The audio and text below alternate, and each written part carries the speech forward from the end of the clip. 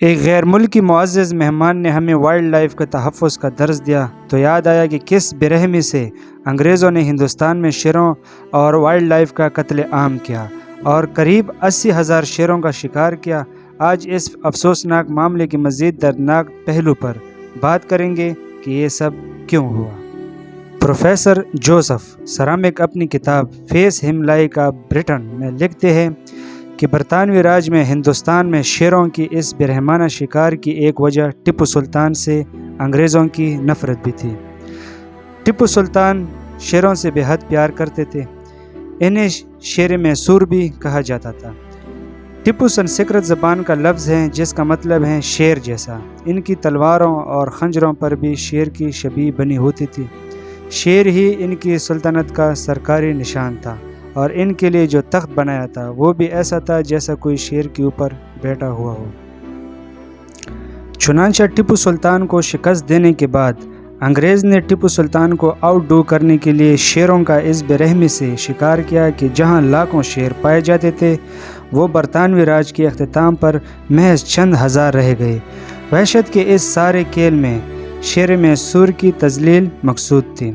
چنانچہ سلطان ٹیپو کی میسور میں ہی 1 انجن اینڈ 1 انجن نامی ایک فرم قائم کی گئی جو شیروں کو ہنوت کرتی اور کال میں بوسا بھر کے جانوروں کی ماڈل تیار کرتی۔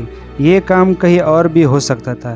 میسور سے بڑے شہر بھی موجود تھے جہاں کی مارکیٹ کے امکانات میسور سے کہیں زیادہ تھے، لیکن چونکہ مقصد سلطان ٹیپو کی نسبت کی تذلیل تھی اس لیے یہ فرم میسور میں قائم کی گئی۔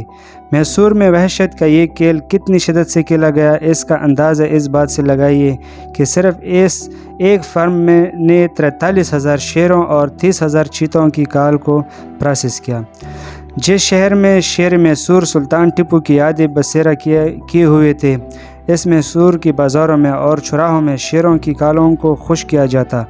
ہندوستان بھر سے شیر مار کے ان کی کال میسور بھجوائی جاتی۔ جارج یوول نامی ایک برطانوی آفیسر نے ہندوستان میں قیام کے دوران 400 شیروں کا شکار کیا اور جیفری نے 300 شیر مارے، یعنی صرف 2 برطانوی ہلاکاروں کے ہاتھوں 700 شیر مارے گئے۔ امریکہ کے بریگیڈیئر جنرل ولیم مچل 1924 میں وائس رائے کے مہمان کے طور پر بھارت آئے تو انہوں نے یہاں جانوروں کا برہمی سے شکار کیا۔ یہ وہی صاحب ہے جنہیں امریکہ میں father of the air force کہا جاتا ہے اور بعد میں جن کا کورٹ مارشل ہوا تھا۔ انہوں نے اسی سال نیشنل جیوگرافک میگزین میں ٹائیگر ہنٹنگ ان انڈیا کے نام سے شائع ہونے والے ایک مضمون میں لکھا کہ گزشتہ 3 دنوں میں ہم نے اتنی زیادہ جانوروں کا شکار کیا کہ ان کی کالیں خشک نہ ہو سکی، چنانچہ ہم نے یہ ساری کالیں ٹرک کی چھت پر ڈال دیے کہ راستے میں ہی خشک ہوتی رہے گی۔ برطانوی آفیسران اور اہلکاروں نے برصغیر کے جنگلوں میں جس برہمی سے شکار کیا وہ ایک تاریک باب ہے اور کہا جاتا ہے کہ انہوں نے 10,000 بٹھیر تیتر مارے تھے۔ راولپنڈی کے ایک ڈپٹی کمشنر صاحب 72 نے پوٹوہار کے علاقے میں ایک روز میں 40 ہرنوں کا شکار کیا۔ میرے خیالات کا یہ سلسلہ ٹوٹا تو دیکھا، محفل ابھی جاری تھی۔ برصغیر کی جنگلی حیات کا قتل عام کرنے والے مہربان اب ہمیں سمجھانے آئے بیٹھے تھے کہ ایک مہذب قوم کی طرح جنگلی حیات کا تحفظ کیسے کیا جاتا ہے، ایک مہذب قوم کی طرح انسانی تحفظ کیسے کیا جاتا ہے۔